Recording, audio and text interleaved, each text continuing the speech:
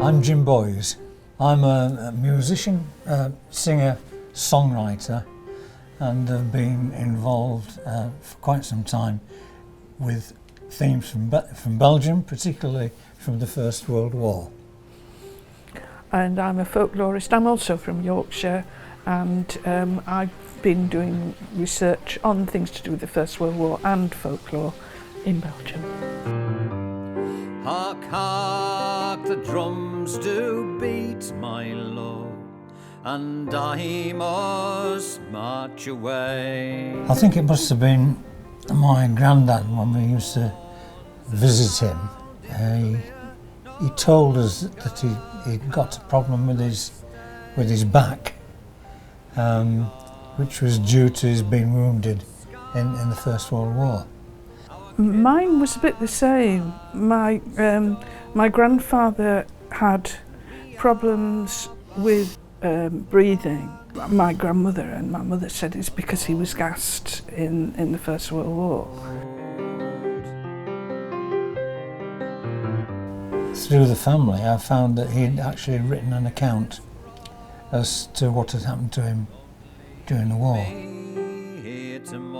I had been brought back to France for the tremendous German attack early in 1918.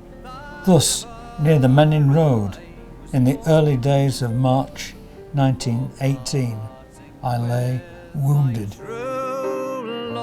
The Germans were advancing and they were in a defensive position, and it was in that position, in the frontline trench, that he was shot with a machine gun bullet. So he was wounded and they couldn't move him. You know, the front line was overrun by the Germans. But fortunately, the Germans had spotted him that he was injured, badly injured. To cut a long story short, they dressed his wounds, saved his life. My grandfather would be very clear, certainly afterwards, that it didn't feel any moral duty to defend the country or anybody.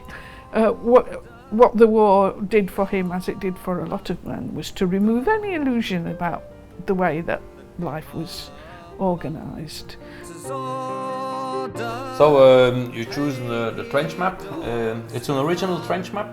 It's a special item because you can still see the blood from the owner of the trench map. Oh, yeah. Your grandfather was here, Tower Hamlets. Tower Hamlets, yeah. See, there's just on a cross here, but this is Tower Hamlets here. I think this is between. As far as they got. Yes, the farthest they got, yeah. Because you can see it's between Hoge and Gilleveld on the infamous Menin Road. See, this is the infamous Menin Road here. My services in France and Flanders. I think what struck me most about reading Jim's grandfather's account is the humanity of it.